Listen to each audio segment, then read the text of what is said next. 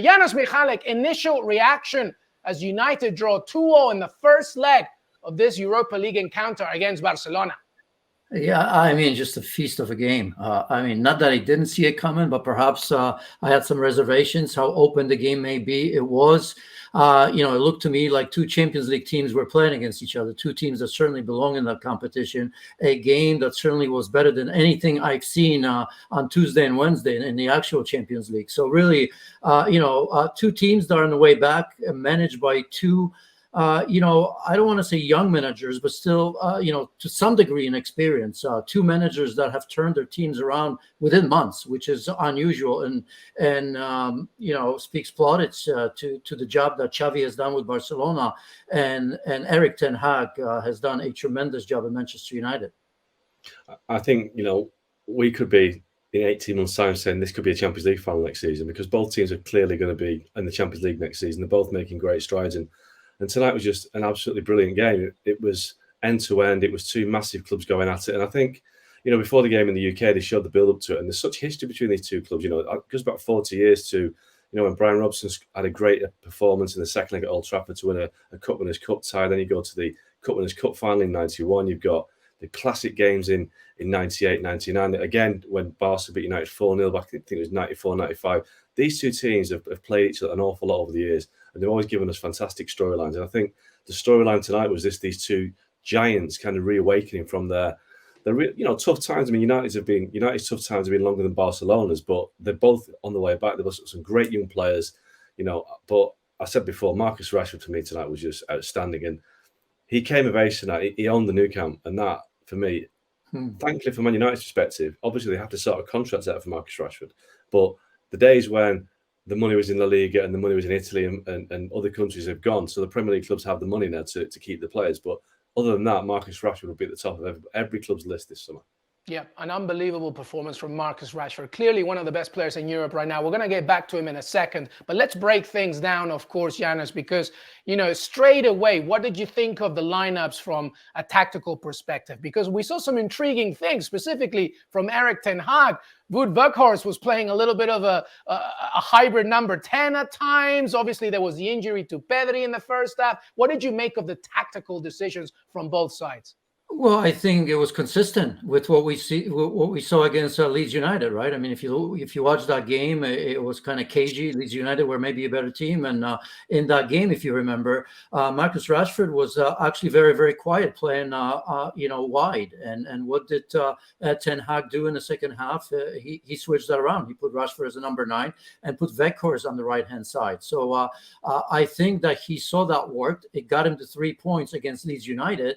And why not try it again? The beauty of that move and it was the fact that it was Rashford ahead of Weghorst, right? Because logic will tell you if you're making that sort of switch against Leeds, and now he followed that up, you'd think that 6'7" Weghorst would still be number 9, and you put Rashford behind him because he can't play there as a second striker. He can create. Obviously, he's not just a goal scorer, and it just makes more sense logically to do that while still kind of getting him into the game. And that was against Leeds. I think he liked what he saw, and he made that decision again here at Camp Nou. And I think what struck me early on was how brave United were, because this is a new era under ten Hag, as Mark was saying. I mean, they've turned it around, but they're now just playing same way no matter where they play, and that's a long way from the likes of Ole Gunnar Solskjaer or Ralf Rangnick. I just on that big and massive pitch, I just didn't think in the first leg away that he was going to be as brave as he was. The first 10, 15 minutes, I thought that Manchester United were the better team. I mean, overall, I think they had better chances. If you take away maybe the last, 5-10 minutes of the game, kind of Barcelona came out. I think one big tactical thing by Ten Hag, it's not the first time we've seen it, but by picking Luke Shaw to play centre-half in the Nou Camp, that is a real kind of validation of Luke Shaw. And I thought, again, it was fantastic because he reads the game so well. He's so calm. And I think, obviously alongside Rafael Varane helps him, but you've got Harry Maguire, who still the world's most expensive defender. He's had a bad time, but the fact that Luke Shaw is now so far ahead of Maguire in the pecking order at United for the centre-half spot is amazing. But every time I see Luke Shaw play, it looks like Franco Baresi. It's just amazing watching him play. He's just got this reading of the game. And people say, look at his height, but it doesn't matter. He reads the game so well. And obviously nowadays when wingers are all inverted and always putting a cross in. You can stand it even more. But Luke Shaw, for me, is a revelation this season. That is down to Erik ten Hag spotting what he can do there. This is almost like a Guardiola type transition, isn't it? This is, when Philipp Lahm or Joshua Kimmich. This is Luke Shaw is Erik ten Hag's Joshua Kimmich, I guess. He's just turned him into something that we never saw. Yeah, but let me build on that, not in disagreement, but I think the reason that happens is because how Ten Hag likes to play out of the back, and it's not that Maguire it's more expensive and maybe one that should be ahead of him. I think the reason for that is one and one only, not that he thinks he's a great center back. It's the fact that he's good enough defensively and he can bring the ball out of the back safely, right? And look, Lisandro Martinez is his man. I mean, we saw again when he came in against Leeds United, it's changed the game automatically as well, because he certainly can do that. But in the absence of Lisandro Martinez, because of suspension, I think he's just decided to say, look, this is a big pitch. We are going to be brave, which we saw immediately. And I need somebody to safely export the ball from the back to the front. And I think that's the reason, for me, the only reason why from time to time we see Luke Shaw as a center back. I still like him better as a left back in this setup. And when Lisandro Martinez is there, it makes sense. But without him, I think that's why he chose him over Harry Maguire, who, let's face it, I mean, he tries to do that out of the back, but he's not very good. This is what happens when you have a Dutch manager. You're going to get some eccentricity, of course. Oggy, we're getting some good questions here from our audience here. I'll ask you this one, and Janusz, please jump in after Oggy. But are Manchester United overachieving with this current squad? What do you think? I think they are. I mean, I think Ten Hag is making the squad perform to more than some of its parts. I think they've got a very good, 12 or 13 players, but beyond that, I think that the depth isn't quite there. I mean, I was at Arsenal v Man City last night, and Man City's bench was scary, and I think that they're probably underperforming the season, even though they're top of the league. I think what he's doing Man United is incredible, but he's made some very astute signings. But I still think that if Marcus Rashford was to be injured, they would struggle to score goals. I think if Varane was to be injured, they'd find it difficult at the back. So I do think that their success is kind of on a bit of a tightrope at times. But while the key players are fit, I think they are performing well. But I do think that they are overperforming because they just lack that depth. They've been fortunate so far with fitness of key players. And also we saw that once Casemiro was suspended for the Premier League games, they dropped points against Leeds at home, and they had a tough game at Ellen Road. So there are key players that they rely upon a lot. So they're overperforming, but that's down to the manager, because it just shows how important a top manager, a top coach can be, because they can make a good squad a very good squad. What do you think, Janusz? Yeah, I think I agree with that. Or we can look at it where they underachieving before, and I think that's just the same. So no argument here. I think we always knew. I remember in those days, I've mentioned the two previous managers. We always felt that this squad is better than they're showing. Right? They weren't maybe given the confidence. The morale was low for whatever reason. Either the managers, which players didn't think were good enough. The stuff that was happening outside of the club with Glazers and everything else. So I felt that they underachieved, and now I think Ten Hag comes in. I've mentioned how brave they've been throughout the season in the Premier League, and in particular here against Barcelona away from home. I think he just made them understand and is making players better. We're not going to go down the list, I hope, because I think everybody understands. But even somebody like Marcus Rashford is a great example of that. Somebody like Fred, who kind of we used to make fun of, is a different player as well. Not to mention Wan-Bissaka, who recently has come back to the squad and has been good. Today it was kind of up and down, as we saw a little bit on both sides of the ball. Some good, some bad, and some indifferent. But so I think they were underachieving, and I think we're seeing a Manchester United that understands now that they're good enough. There's nothing better than players knowing and feeling that they're good enough, seeing the results, and having a manager who kind of, I'm assuming, tells them all the time that you're good, you can be better. And with some additions, there's no coincidence when they are. I said it yesterday, and I hope it comes through so I don't get a lot of hate here. But I said if Manchester City were to beat Arsenal away, I think the fight for the title in the Premier League, at the very least, is between Manchester City and Manchester United. Yeah, it's a good point. United are definitely fighting. We're going to have a few more questions here on United, and we'll talk about Barcelona fans, I promise you. But Oggy, very quickly, an old foe was also part of this game against Barcelona, Casemiro. What did you make of his performance today? Well, I was intrigued by Casemiro tonight. I thought he was excellent again. I thought that little cameo at the end when he was, I think was it Gavi at the end when he just nudged him off the ball and he just kind of looked at him to say, "Look, I'm the boss, mate. Don't worry about that. I'm the man," you know. And I was watching him and Frankie de Jong because also we know that in the summer Ten Hag spent a long time trying to get Frankie de Jong to Old Trafford, and it got to the point where actually United said to Ten Hag, "Look, we have to give up now, otherwise we're going to miss out on the other target we have, which is a guy called Casemiro." So they brought Casemiro in, who's been the glue that's bound it all together. But you see, they are both excellent players, outstanding players. But I was watching Frankie de Jong tonight, and I just wonder whether he would do as well in the Premier League as Casemiro has. I think at times Frankie de Jong plays it a little bit too safe. I don't think he takes the risks that Casemiro does at times.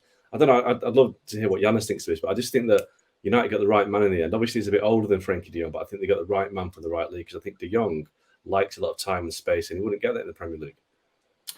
Well, I mean, it's good. It's a good segue into Barcelona because we saw how different Frankie de Jong plays when Sergi Busquets is not there. Because I mean, it wouldn't be like for like, isn't it? I mean, the change of system at Barcelona to 4-4-2 has helped Frankie de Jong tremendously. Because I mean, his instinct is to go forward, to create, to pass, to find that final pass. Maybe he should be scoring more. That's another question. But today we saw when Busquets wasn't available, right? I mean, he had to play a little bit deeper at times, even behind Frank Kessie, and that's not his game. That was the issue up until now with Frankie de Jong. I mean, Frankie de Jong has been in tremendous run of form, and I am convinced that Erik ten Hag is going to do absolutely everything to get Frankie de Jong, but he's going to be playing him in that position where Eriksen was, right? In that same vein, similar players in terms of instincts or creativity in what they do, and I think if that's the case, protected by somebody like Casemiro or maybe even Fred to a degree,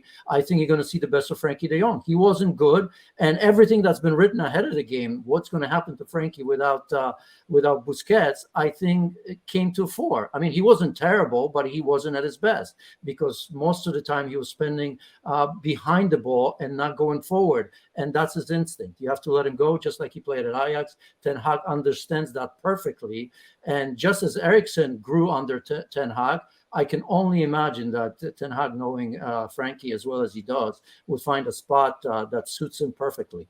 Yeah, here's one for you. Put your hands together, Augie, Casemiro and Frankie de Jong. Ooh, baby. That will be very, very exciting. All right, very quickly, Barcelona start. I mean, Pedri sadly came off injured. Gavi suspended. I mean, Janusz, they're gonna miss them if they're not part of the second leg, right?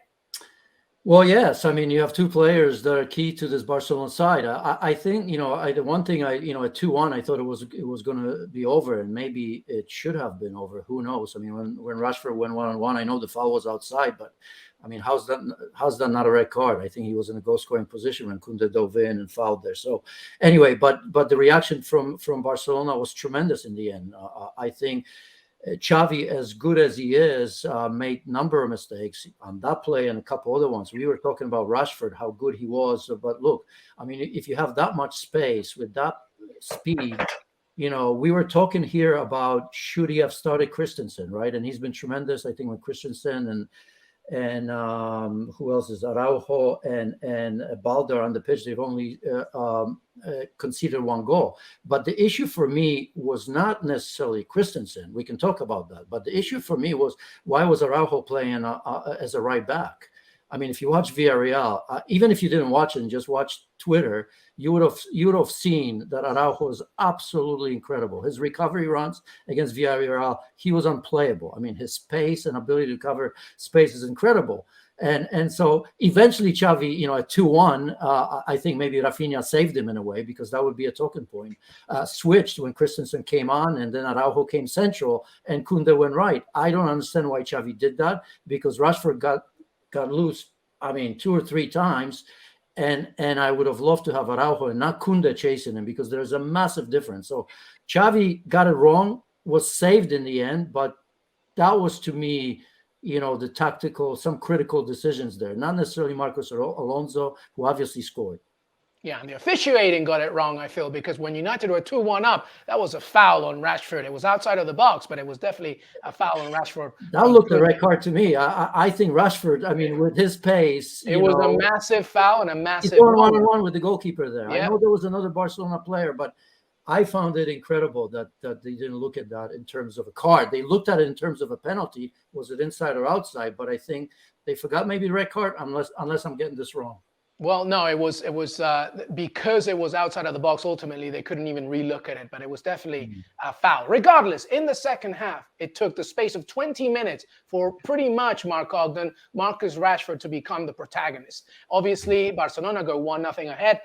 Thanks to Marcos Alonso. He celebrates by saluting to his father, a former Barcelona player who sadly passed away last week. And Marcus Rashford, the story, the tale, the movie of Marcus Rashford just continued after that. What a ridiculous performance, really, when you look back, including, of course, the own goal by Koundé, which was definitely formed by Marcus Rashford taking on Rafinha. I felt, Augie, that was kind of redemption for United. Well, Lionel Messi did it to post goals in 2008. He showed that on the TV before the game, and Scholes just started talking about the goal that he shinned in from 30 yards. So, I think pretty self-deprecating. But let's talk about Marcus Rashford, Augie, because, I mean, and Janusz, feel free to jump in. I was talking to the producers before we began taping. I've been thinking about it. Napoli aside, right? He's the best player in Europe. I mean, he is at the moment. And, Marcus right now, Rashford, I mean, yeah. Yeah, I mean, he's such a confidence player. I've said this in the past. At times, I thought Rashford could have been on his way out of Old Trafford because I think his form had deteriorated so much that it looked like he needed a change. But that change appears to have been Cristiano Ronaldo going and Erik ten Hag putting that faith in him. And he's just grown and blossomed since the World Cup, since Ronaldo left. And I think he now knows he's the main guy. And I think, you can talk about Rashford now like you talk about Mbappe and you talk about Haaland is he massive game changers. But not just game changers in huge games. Barcelona away, that is a huge game, no matter what competition it's in. To turn up on that stage and be the difference for your team means that you're a top player. And Marcus Rashford now is Manchester United's main guy. And like I said a little bit earlier, I would worry that they rely on him a little bit too much right now. But, when the guy's in form, he's in form. But he needs a little bit of support. He needs Anthony Martial to be fit. He needs Anthony to start doing something to justify his fee. But they're not doing it right now, so he has to do it himself. But I think he's playing the best form of his career by some distance, and he does enjoy European football. I mean, we know that we've seen him in that game at PSG a few years ago where he really turned up. So Marcus Rashford and the Champions League is his stage. This isn't the Champions League, it's the Europa League, but you don't get much bigger than, the Nou Camp away in a Europa League game. So he is playing the best form of his career, and he is one of the best players in the world right now. Janusz, final word on Rashford? Yeah, it was, perfectly said, just to think outside of the box, because I think we all knew how talented he was, right? I mean, there was, for a while, there was that talk, how long is going to take for him to develop? And, when United weren't at their best, I almost wonder, Mark, sometimes, I try to think what else to add to that is that maybe because it's a change of mentality in how United play. Because remember, again, in those years under the managers that I mentioned, it was just pragmatic, right? I mean, he was asked to defend a lot more than to attack in a way.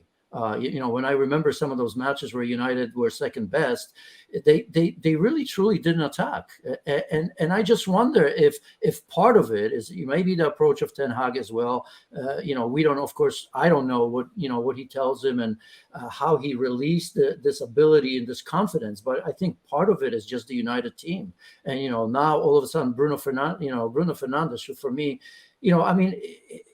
we don't talk about him enough. We just don't. I mean, in every game, he's just critically important and good to Manchester United. Even today, some of those long balls. Remember that one from his own half when he released him on that play? I mean, it's just a tremendous player. And I think it's just a change of mind of everybody. Because essentially, okay, Casemiro plays a big role. But essentially, we're talking about the same team. They're the same players for the most part who are just playing in a different state of mind. So just to add to what he was saying in terms of individuality and his ability, I think just that switch from saying, no, we're going to play like Manchester United should be playing. And again, I'll go back one more time to the approach to today's game at Camp Nou, the first 10, 15 minutes and throughout the match. I mean, incredibly brave United performance. I think there's just a couple of strands just to add to that. You talk about what Ten Hag's telling him. I think what Rashford appreciates is Ten Hag's honesty, and he's very honest, and he's very honest with all these players.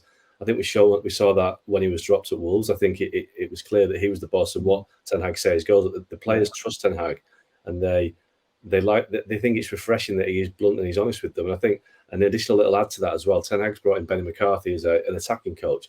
I think that kind of specific coaching that Rashford's had has been a big thing, because one of the big criticisms on the Solskjaer and on Rangnick was that the players just weren't coached. They weren't coached to the level that they needed to be coached at. Now, Benny McCarthy is a Champions League striker, got a great track record in Europe, and he's come in and he's giving that bespoke coaching to people like Rashford. And I think you're seeing the benefits of that now.